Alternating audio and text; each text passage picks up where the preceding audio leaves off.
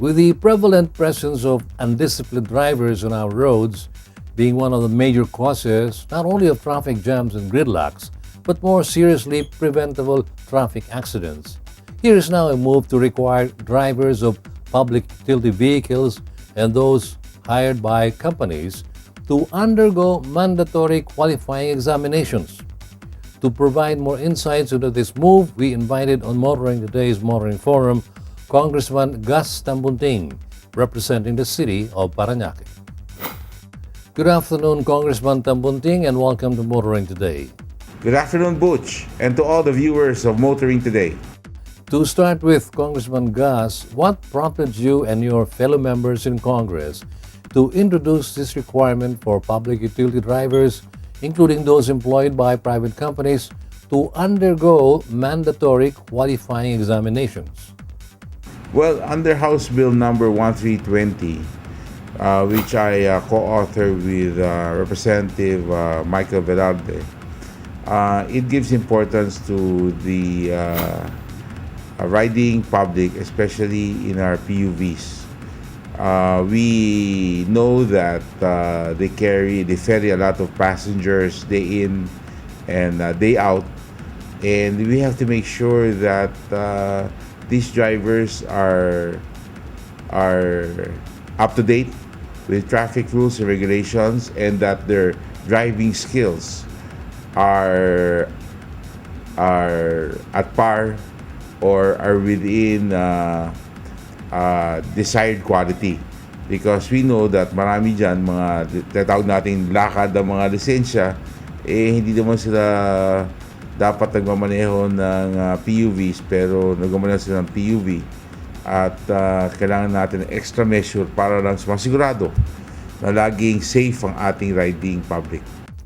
Mr. Congressman, paki-briefly explain nga po ang panukalang ito sa ating mga manonood.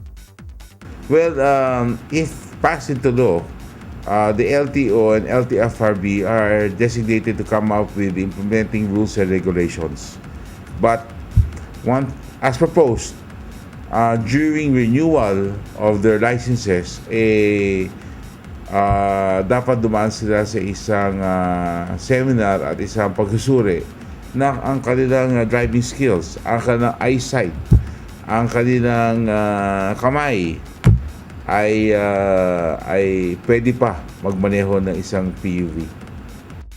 This is arguably a duplication of the examinations being given to aspiring drivers before earning their licenses. Ibig sabihin ba nito hindi sapat ang ibinibigay na examination sa mga aplikante ng driver's license?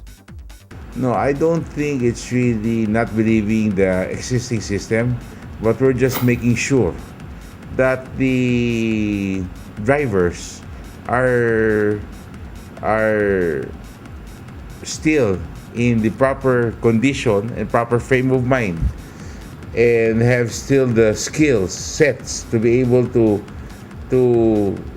drive a PUV. Kasi alam mo, talagang isipin nyo, isang PUV, nakakadalawa o tatlong biyahe yan sa isang araw, no? At pabalik-balik yan. At sila ay tumatanda din, sila din ay nagkakasakit din, at minsan ay yung galing nila magmaneho 10 years ago ay hindi na rin kasing ganun kagaling. At meron din naman na may mga drivers na hindi naman talaga magaling magmaneho at hindi sila masyadong marunong magmaneho at nagkakaroon sila ng pulang lisensya.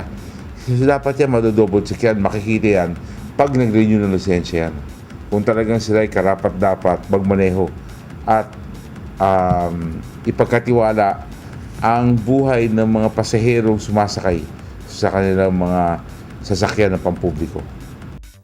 Tell us, ano naman ang mangyayari sa mga mayroong legitimate driver's licenses but would fail these qualifying examinations that you are proposing? Will their failure deter them from driving?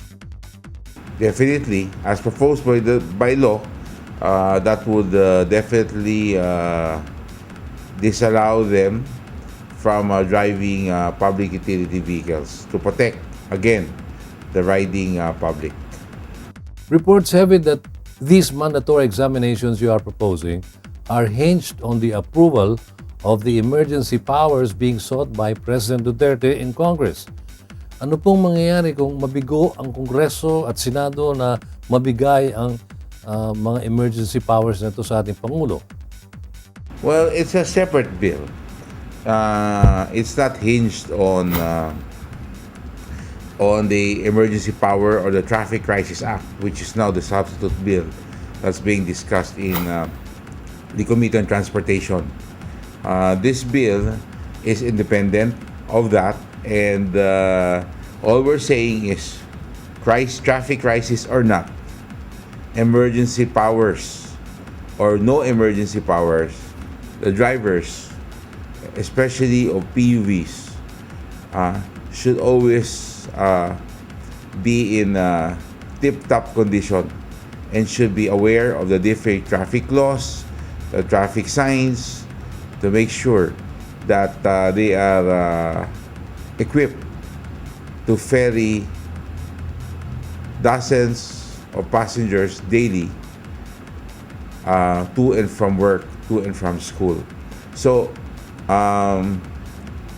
magkaroon man tayo ng batas na may krisis sa trapiko or emergency power, meron o wala, dapat lagi natin sisiguraduhin at paprotektahan ang mga sumasakay ng mga publikong sasakyan. At ito ang tunay na pakay ng minungkahing batas. Thank you for your time, Congressman Gus. Bago po tayo magtapos, meron po ba kayong mensahe para sa ating mga manonood? Well, sa mga nanonood ng Motoring Today, ako'y nagpapasalamat ulit sa pagkakataon na binigay niyo sa akin na ma-interview at bilang ngayon ay nasa second term na ako bilang kongresista ng ikalawang distrito ng lungsod ng Paranaque. At asahan ninyo na lagi po nating bibigyan ng importansya, bibigyan pansin ang seguridad at ang safety ng ating mga kababayan na sumasakay ng